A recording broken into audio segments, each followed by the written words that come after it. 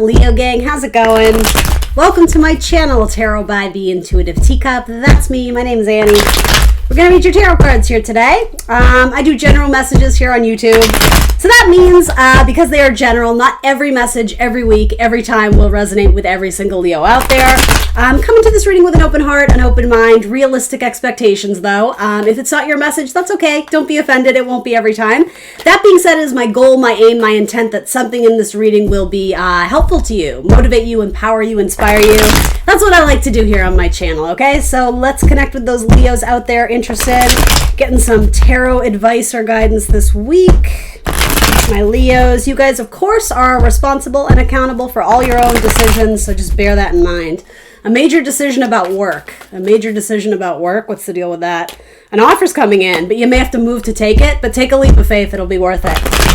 It's a breath of fresh air. The Knight of Cups to the Chariot to the Fool. It's like, yeah, there's movement and there's offers being made that will fill your cup, fill your heart, fill your bank account. But it may require sort of a more... a confident approach. The Chariot is, though it is associated with Cancer, it's very much sort of more masculine energy. He's, the charioteer. It's like he's going to battle. He's going to war. But with the Fool, there's something very optimistic. There's something very, I'm hearing the word fluid. Something very fluid about it. Like it was natural. You were always meant to go this way. So why are you talking yourself out of it, Leo? Okay, that was all just off the cuff. Here we go. We're going to read your tarot cards now. Very strong cards, though. If that resonated with any of you out there, that looks awesome. That looks really good. All right, let's split the deck for Leo. Here we go. Leo. Ooh, movement. Oh, and the Tower. Okay, interesting. Gosh. So I'm going to add more to this, but just to kind of give you a base of what I'm doing, I'm sort of reading this as past, present, future, or at minimum what we are building upon, right? So you're building upon a really great card. This is all about swift, rapid action, change, movement. Sometimes it can be long distance travel or Cupid love arrows, messaging your sweetheart this thing. But then Tower card. So I'll give you the high vibe version first, which is something that comes out of nowhere, something that is shocking, something that is an epiphany. Usually it's very much connected with Mars energy, kind of needing to break something down so that you can rebuild it properly. So I guess my gut reaction to this, and please don't be offended, right? I'm here to give you solutions, not just problems. Did you get invested or involved in something too quickly and then realized, oh, I'm not actually in this? How do I duck out or bow out gracefully and not disturb the peace? I don't know if that's going to happen, especially if this person has caught feelings for you and you're kind of dropping the bomb on them. Oh, I'm not that interested. I'm going the other way. If it's vice versa, you would probably already know if this is showing up in your present that maybe you were all about this person or all about this job or all about this vacation travel plan you had set in course, and then someone's like, oh, I can't go. Oh, I couldn't get the money in time or something about that. Tower card's tricky. But it does essentially rescue you from what was never meant to be yours or something that it wasn't built upon stable ground. So I know when you're going through it, it's very difficult to hear, but ultimately what the Tower says is we need to start over again. And that doesn't necessarily mean with a person. You can choose to view it, however you want to. But the Tower, it's like building on something where the ground was off kilter. I'm almost getting the idea of sort of like, almost like an earthquake, right? It's like the ground wasn't solid. It wasn't stable. It couldn't support what you were building. It's like you were playing Jenga on one piece. It was like it was going to tumble, right? I'm trying to add some lighthearted energy to this. So then, are you conflicted about abandoning this? Are you conflicted about starting over? A lot of you, it feels like you may have invested a lot of money, time, effort in something. And even before it has fallen apart, it's like intuitively you already feel like, maybe we shouldn't get too much further in this, because it almost like it feels like, I hate to say this, I'm not saying this literally to make you panic, but it's almost like you hear yourself, oh, it has a curse. Every time we do something, it doesn't go right, or this. There's just like a lot of drama or a lot of aggravation, Mars energy. There's a lot of annoyance to this. And I think a lot of you are starting to question, is it worth putting in the fight? The thing is, I could kind of see it both ways, but I don't love that the Tower card is coming up. It's like it was all fun and games, and, you know, we were soaring, we were sailing, it was good, and then we hit like a huge roadblock, and this could even be needing to let people go from your team. It's like you got in too deep and you didn't have the money to support the project or something like that. And these two cards together are very aggravated tempers. Individually, this can just be like a playful, competitive spirit of a group. If that's what you're headed towards, if you guys enjoy the challenge, I think you have people who are going to show up and work through it with you. But if this represents more of, oh my gosh, everything's falling apart, how do we fix this? And everyone's really pissed off about it, that's what, do you understand what I mean? Yeah, my gut reaction is I don't love where this is headed, but obviously this is not where the story ends, right? So let's do some clarifiers on this. I love your first card. There seems to be like an optimism and a buoyancy of, yeah, let's do this and we're going to take it places. And was it too far reaching? Was it too overly optimistic? Maybe we needed to plan something a little bit more. Yeah, okay, so I'm hearing the word execution. Maybe in execution it didn't go as planned. And I mean, you know, maybe it was meant to be discovered this way. Maybe by discovering this now, it allows you to go back to the drawing board and fix it so that you can do it better. Because ultimately it's lessons, right? You know, we can call this hardship or we can just call it restructuring, you know, which happens. Let's throw some more on this. I want to give you a little bit more. What is this headed towards, please? An ending of some kind or a major transformation.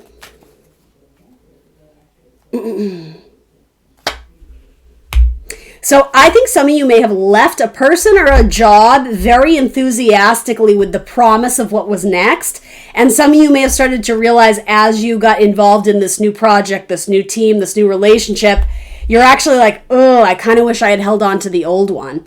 So I'm here to tell you, Leo, you didn't do anything wrong, okay? You know, yes, of course you have free will, but let's pretend it was your destiny to move away from the safety zone, from what is comfortable, from what is familiar, and embrace this new change. For a lot of you, embracing this new change was underwhelming or overwhelming, depending on how you want to look at it. Something, at minimum, I would say you maybe didn't see this one coming. The universe hit you with a curveball. So let's keep going. Let's see what else I can tell you. What is the most important thing Leo needs to know about this tower? There was an ending of something you were happy to leave behind, but over time, I think the more intense this change got, the more you were wanting to cling on to what you had prior to the divorce, to the end, you know, run back to the old job. And I think some of you are in the process of how much longer do I wait before I address the real issue here? And I'm even going to say this. I feel like it sounds like I'm giving you guys a really tough love reading. And I guess I am, but I do it with compassion. I just want you to know that. This may be a pattern, too. Some of you feel like I hate to say run from your problems. That sounds really judgy, but more or less, you know, I could find a different way of saying it. But that is sort of what I am wanting to say here. This idea of constantly being thrilled and excited to just keep moving. Very fire-esque energy. Aries, Leo, Sag. That's what we love about you guys, right? You're a lot of fun, right? You love to travel. You love adventure. You love passion. You live life to the fullest. That is admirable. That is meant to be celebrated. The only time it is not is when you're running from something that really needs more attention. And maybe you're running from it because you don't want to deal with it, or because maybe it's uncomfortable, maybe it's heavy, maybe it's intense, maybe it's having that conversation with the person that you're dreading. You never have to, but I'm wanting to say for the Leos who are open to this advice or guidance, right? If you can honestly kind of step back from yourself and sort of be very introspective of, is that a pattern that I've developed over the years, maybe to the point where I don't even realize I'm doing it, where if you're running from one thing and ending it just simply to move to another because there's more security in starting fresh and not having to go back and fix the errors, whether it's work-related or romantic-related or whatever this is, maybe it's something with your kid or your parent or whatever. It might be saying once and for all, can we go back and fix it rather than denying it or refusing its existence or throwing up the walls so we don't have to deal with it?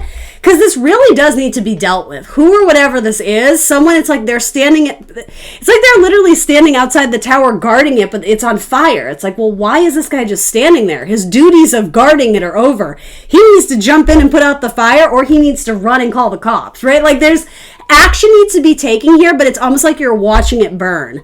Does that make sense to anyone? That feels very symbolic. Of course, I'm not talking about, the literal depiction of these cards, but it's like something's on fire, and I don't know if someone is too frozen to do something, or their gut reaction is to just run from it and not deal with it at all. But there needs to be a new method, a new methodology of how we're dealing with this. Why is the Five of Wands coming up? Something needs to be healed. This may or may not involve a Sagittarius. Leo, you came up, I think, in the Sagittarius reading. It may also involve a Scorpio. Some of you may have met a Scorpio who's actually very keen on you and very, it doesn't have to be clingy, but someone may want to lock it down with you and make it like exclusive or official. And that may scare the shit out of you, Leo. I'm just going to say it. Or vice versa, right? If you're very keen on a Scorpio. The thing is, I see movement with the Scorpio, but someone may be too clingy or too oppressive, and the other person may be like, this was reminding me of my ex, and now I'm freaking out, and I don't want to respond to their texts because I feel there's like an internal struggle here. It can be external. It can be literal fighting and feuding with people, but for some of you, it's more this internal grappling decision of, I want to, but I can, or I shouldn't, but I have to, and this card has come up a lot.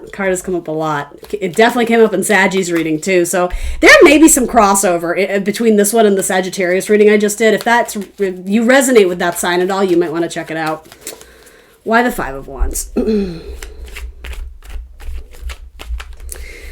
Some of you may have made a decision to move, especially to or from the city. I know, duh. You're like, well, it has to be one or the other, right? Anyway, that's just the message. And you may have gotten yourself in too deep, and I got to give you some high vibe messages. It just sounds like, didn't work out. No. Some of you may have moved or relocated, uprooted yourself, and moved to a job. And it's not to say everything is bad, but I think some of you are longing for home. You're longing to be around who or what is familiar. And for some reason right now, that might just be a huge challenge. But you're meant to go explore. You're meant to break out of your comfort zone. It's not going to be easy, but it will be worth it for sure. What is the why is the Five of Wands coming up here in Leo's reading? Go where the money's at. That seems kind of obvious though, right? I don't know. The more I look at this, I mean, Knight of Pentacles. It's some type of offer, but it's a good one. Knight of Pentacles, it's reliable, it's well thought out, it's planned, it's precise. It's not so much concerned with speed and timelines. It's there for longevity. It's there for the long haul. For some of you, I see this as someone romantically, whoever this is, doesn't matter the zodiac sign, wanting to be with you and hold on to you. And I think you may have rained on their parade a little bit, and it may have gotten too deep too fast, or too exclusive too soon. And so you may be grappling with it, thinking maybe I should look for other options, or if this person is proposing something more long-term with you, I don't know, I just sense some of you are very uneasy to take it. For some of you, it may bring up some past issues that have not fully been healed regarding an ex. I'm not saying you have to go back to the ex. I'm saying you need to do the internal work to make sure you're ready to love fully and openly again, right? To give people a fresh new chance and not have it sort of dig up memories of that person who did you wrong in the past. Yeah, for some of you, there's a Scorpio. For some of you, there's a Scorpio from your past who may have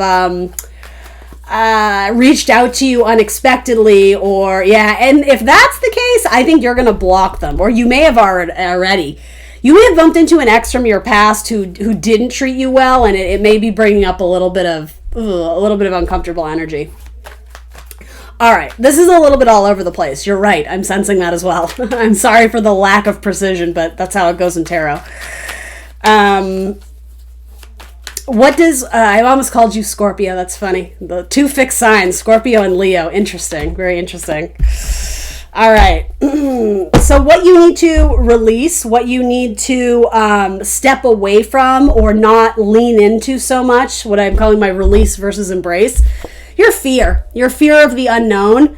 In a sense, we can see sort of that path between the two dogs, right? It's leading, over the ocean into the mountains, right? We have a rough idea of what's there. But also we may be jumping to conclusions. The moon frequently indicates fantasy and fear, as well as sometimes like delusions or lack of reality. I think this is saying not jumping to worst case scenario, but I don't know, especially with the tarot cards that were kind of shown at the beginning, the whole, the Fool, the Knight of Cups, the Chariot. A lot of you, I do think a leap of faith is in order, but I also get some of you are immediately jumping to, well, I already took one. I took a huge leap of faith and it didn't work out.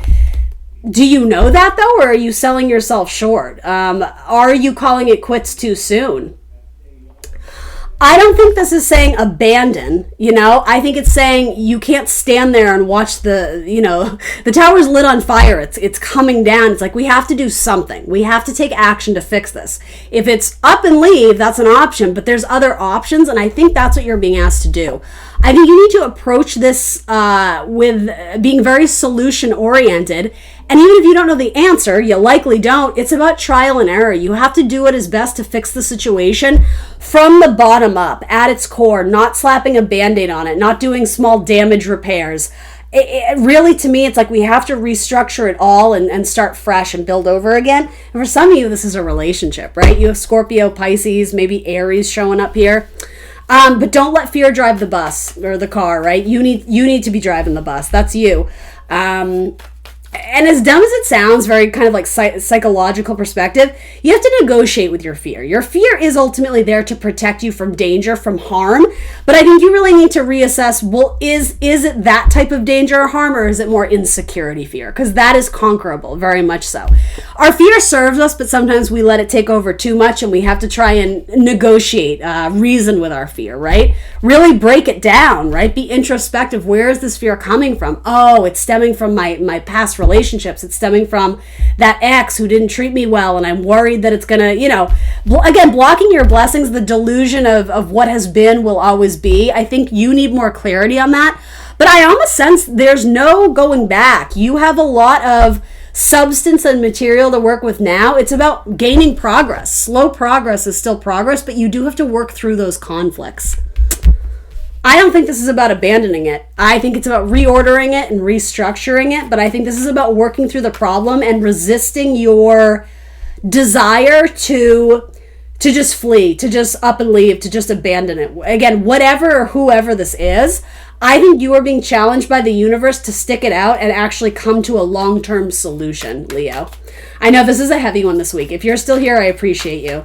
I know these messages are not always fun to hear, but to me, I would rather give you messages that have some substance to them, and you clearly have one. I mean, you have some tricky cards here, but you can do anything. This is not your first rodeo. This is not your first time out on the battlefield, right? You have a head scar here, right?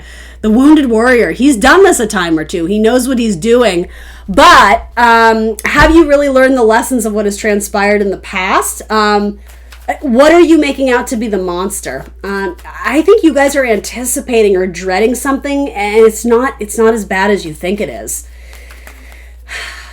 The first step is the scariest one, is what I'm hearing. What you need to lean into: logic, communication, listening as well. A lot of you need to be better listeners. Yeah, and I'm almost getting like share the mic. Like, does that make sense? A lot of this seems team-oriented, whether it's a group or a couple, right? There's something about working together through this conflict to find the solution. And I think you need to be very honest and very blunt and very truthful. I think you need to honor and respect what you need to say, but I think you need to do it in a way that is...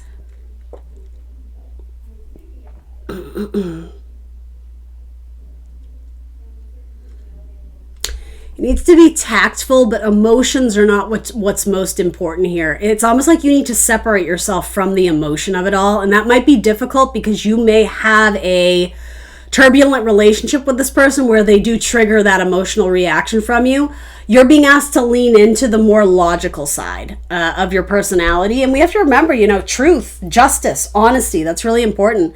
King of Swords is a powerhouse. He's a very respectable leader when he uses his power in a responsible way, right? He can be an authoritarian, he can be a dictator, he can be an asshole, but he doesn't have to be. It all depends it all depends how he chooses to use his power and wield his sword, right? In an honest way, very much connected to Aquarian energy in a more humanitarian-esque way. We could say it like that. What's best for everyone, not for me. Sort of opposite your zodiac sign, right? Leaning into the other, the group, what's best for everyone.